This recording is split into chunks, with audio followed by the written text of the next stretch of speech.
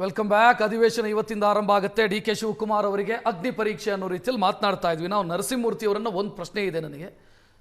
ಕುಮಾರಸ್ವಾಮಿ ಅವರ ಅನುಪಸ್ಥಿತಿಯೇ ನಿಮ್ಗನ್ನ ಕಾಡ್ತಿದೆ ಅಂತ ವಿಧಾನಸಭೆಯಲ್ಲಿ. ಇಲ್ಲಾಂತಂದ್ರೆ JDS ಇಷ್ಟು ದುರ್ಬಲವಾಗೋದಕ್ಕೆ ಸಾಧ್ಯ ಇರಲಿಲ್ಲ. ನಾಯಕತ್ವದ ಕೊರತೆ ಅಂತ JDS ಅನ್ನು ಕಾಡ್ತಾ ಇರೋದು ವಿಧಾನಸಭೆಯಲ್ಲಿ. ಯಾವುದೇ ಕಾರಣಕ್ಕೂ ಇಲ್ಲ ಸರ್.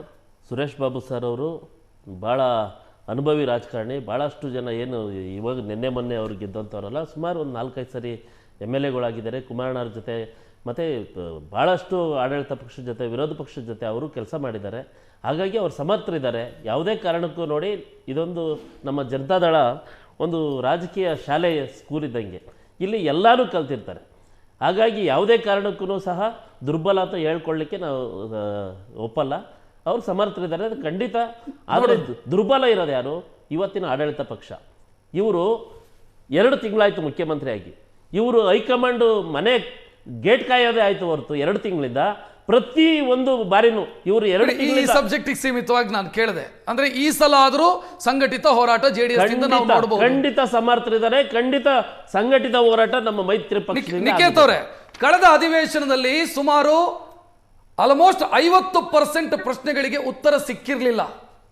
ಈ ಬಾರಿ ಆದರೂ ಸಿಗತ್ತಾ ಅಂತ ಪ್ರಶ್ನೆ ಇರೋದು. ಯಾಕಂತಂದ್ರೆ ನಮ್ಮ ತೆರಿಗೆ ದುಡ್ಡಿನಿಂದ ನಡೆಯುವಂತ ಅಧಿವೇಶನ, ಅದರಲ್ಲಿ ಫ್ರೂಟ್ಫುಲ್ ಆದಂತ ಚರ್ಚೆ ಆಗಲಿ ಅಂತ ಬಯಸ್ತೀವಿ ನಾವು.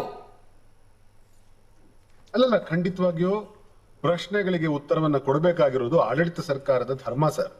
ಸೊ ಆ ಪ್ರಶ್ನೆಗೆ ಉತ್ತರವನ್ನ ಕೊಡೋ ತನಕ ಬಿಡಬಾರ್ದು. ಅದು ವಿರೋಧ ಪಕ್ಷದವರ ಧರ್ಮ, ವಿರೋಧ ಪಕ್ಷದ ನಾಯಕರ ಸಾಮರ್ಥ್ಯ, ಅವ್ರಿಗಿರುವಂತ ಕಮಿಟ್ಮೆಂಟ್ ಮೇಲೆ ಅದು ತೀರ್ಮಾನ ಆಗ್ತದೆ. ಯಾವಾಗ್ಲೂ ಏನು ಅಂತಂದ್ರೆ ಬಹಳ ಮುಖ್ಯವಾಗಿ ಈ ಸರ್ಕಾರವನ್ನ ಕಟ್ ಹಾಕೋ ಶಕ್ತಿ ಇದ್ರೆ ತಾನೇ ನಾವು ಉತ್ತರ ಕೊಡೋದು. ನೀವು ಕಟ್ ಹಾಕ್ದಾಗಲೇ ನಮ್ಮನ್ನು ಬಿಟ್ಟು ಮೇಯಿ ಅಂತಂದ್ರೆ ನಾವು ಬಿಟ್ಟು ಮೇಯ್ತಾ ಇರ್ತೀವಪ್ಪ. ನೀವು ಕಟ್ ಹಾಕೋ ಸಾಮರ್ಥ್ಯ ಗಳಿಸ್ಕೊಳ್ಳಿ. ನೀವು ನಮ್ಮನ್ನ ಕಟ್ ಹಾಕಿ ಸಮರ್ಥವಾಗಿ ಎದುರಿಸಿ ಸಮರ್ಥವಾಗಿ ಪ್ರಶ್ನೆಗಳನ್ನ ಕೇಳಿ. ನಾನು ಹೇಳ್ತೀನಿ ಸರ್, ಇವತ್ತೇನಾಗುತ್ತೆ ಹೇಳ್ತೀನಿ. ಇವತ್ತು ಅಬಿಚುವರಿ ಸ್ಪೀಚ್ ಅಲ್ಲಿ ಹೀಗೆ ಕಾಲ ಕಳೆದು ಬಿಡ್ತಾರೆ. ಇವತ್ತಾಯ್ತು, ನಾಳೆನೂ ಏನೂ ಆಗಲ್ಲ. ಸೋಮವಾರ ಬರ್ತಾರೆ. ಸೋಮವಾರ ಬಂದಾಗ ಇವರು ಈ ರಾಜ್ಯದ ಯಾವುದು ಗುರುತರವಾದ ಸಮಸ್ಯೆಗಳಿದೆ ಅದ್ರ ಬಗ್ಗೆ ಚರ್ಚೆ ಮಾಡೋದಿಲ್ಲ. ಯಾಕೆ ಹೇಳ್ತಾ ಇದ್ದೀನಿ, ಇವತ್ತು ಬರ ಇದೆ ನೋಡಿ. ಇಷ್ಟೋ ತನಕ ನಾವು ಮಾತಾಡ್ಬೇಕು ಇದ್ದಿದ್ದು ಬರದ ಬಗ್ಗೆ ಮಾತನಾಡುವಂತ ಯಾವ ನೈತಿಕತೆನೂ ಇವತ್ತು ಬಿಜೆಪಿಯವರ ಹತ್ರ ಆಗ್ಲಿ ಜನತಾದಳದವರ ಹತ್ರ ಆಗ್ಲಿ ಉಳಿದಿಲ್ಲ.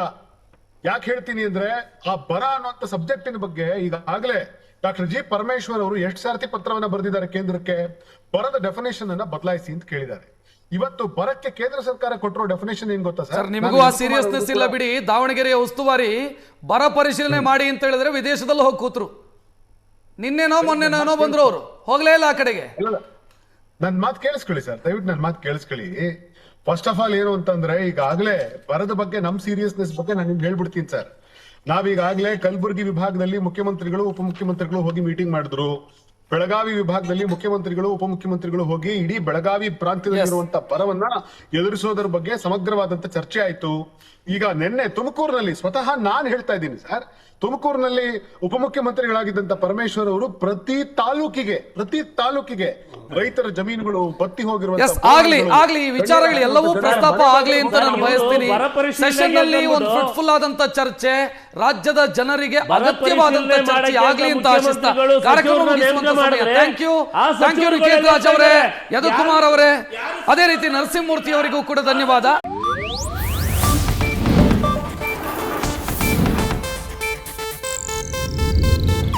ಇದು ಏಷ್ಯಾನೆಟ್ ನ್ಯೂಸ್ ನೆಟ್ವರ್ಕ್ ಪ್ರಸ್ತುತಿ.